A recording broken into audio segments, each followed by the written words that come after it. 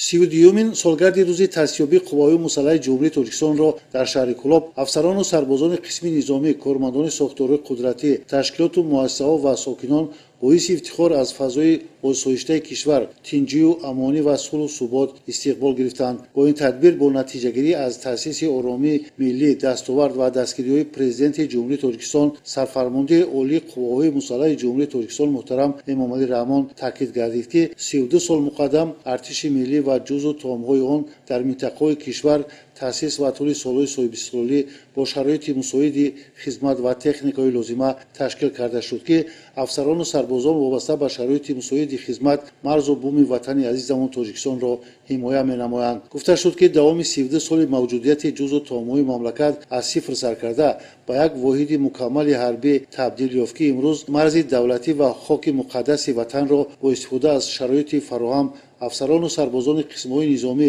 ҳамчун сипари боэътимод ҳифз менамоянд, ки волотарин меъёри ватандорию ватанпарастӣ ин расидан ба қадри ватан модар ва ҳифзи марзу буми он мебошад. Дар ин чорабинӣ барои хизматҳои содиқона дар назди модар ватан якчанд нафар сарбозону афсарон ва шахсиятҳое, ки хизмати бузургро дар омода намудани давлатшавандагон ба ҷо оварданд, бо сипосномаву ифтихорномаҳои мақомоти иҷроии ҳокимияти давлатии шаҳри Кӯлоб қадрдонӣ гардида, барои болидагии ин мардони шуҷои ватан барномаи рангини ҳунармандону санъатгарон, ки бозгӯ аз ватану ватандорӣ ва Тоҷикистони азизамон аст, пешниҳоди ҳозирин гардонида шуд.